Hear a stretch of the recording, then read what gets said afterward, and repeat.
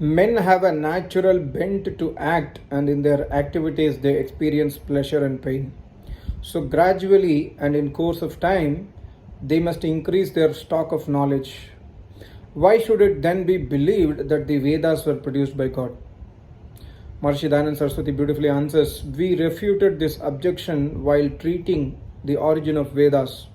We proved that even now no one acquires knowledge and is able to increase it without receiving instructions from the other.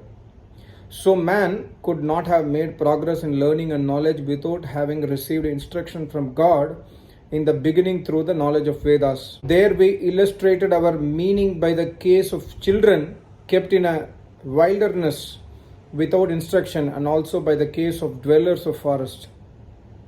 That means Acharya always quote this example.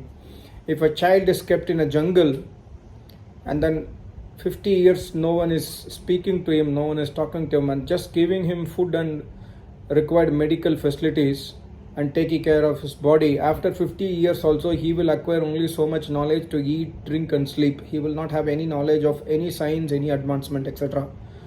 And also even today we are seeing people living in dense forests who do not have any knowledge. They don't have even knowledge of that they should wear clothes, they should do meditation, etc., etc. So that is why knowledge is always gained only when it is given. That's what Maharishi is telling here.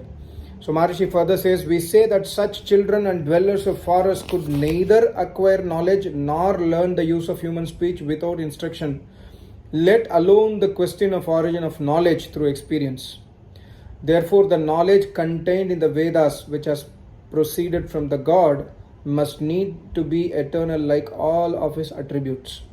The name, the attributes and the actions of an eternal substance must themselves be eternal, because their substratum itself is eternal. Substratum means the cause.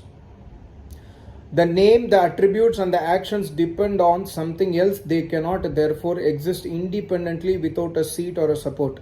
If their substratum be non-eternal, they also would be non-eternal. So Vedas are eternal. That's the message. That which is eternal is not subject to production and dissolution. Production means a special combination of separate elements. Dissolutions take place when the caused products are separated into their component parts on account of the combination ceasing to exist. Dissolution is the state of being unperceived. God, being uniform in his essence, is not touched by combination or disjunction. The following aphorism of sage Kannada is the authority for our proposition. Sadakarana Vannityam Vaisheshika Sutra 4/4/1. The eternal is that which exists and uncaused. The meaning of this is that an effect which comes into existence on being produced from a cause is non-eternal, because it was non-existent before its production. That, however, is said to be eternal, which is not the effect of any, but is always the cause of others. Whatever is the product of combination postulates the existence of a producer, and if the producer itself happens to be the result of combination, it will have its own producer, and so on. That which itself is the product of combination cannot have the power of combining the Prakriti or the Paramanus or the atoms, for the later will be subtler than itself. The subtler is the Atma, that is the pervader of the grosser, for the former is capable of penetrating into the later, just like fire penetrates into iron. As fire, on account of its subtle composition, can enter into the hard and gross iron and separate its particle from one another, so water, being subtler than earth, can enter into its particle and combine them into a ball or separate them from one another. God is above conjunction and disjunction and is all pervading. He is consequently able to bring about conjunction and disjunction according to the law. It cannot be otherwise. We, being ourselves within the sphere of combination and disjunction, are unable to combine or separate Prakriti or Paramanus. If God also were within that sphere, he would be like us, incapable of bringing about combination of disjunction.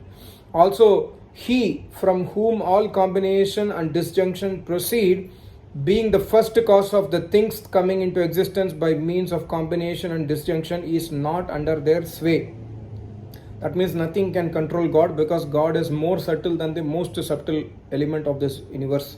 Without the first cause, there would be no beginning of combination and disjunction.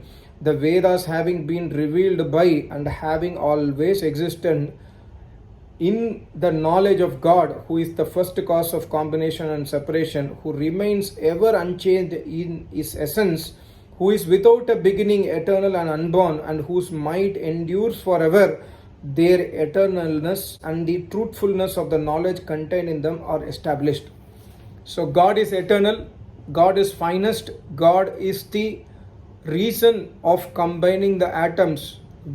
Atoms are of course non-alive, made from Prakriti, but God is more subtler than Prakriti, so God's power can act on Prakriti and make this universe as such what we see today. So that is why God and God's knowledge, somebody can say that human being can write Vedas, cannot write, because knowledge is always given first.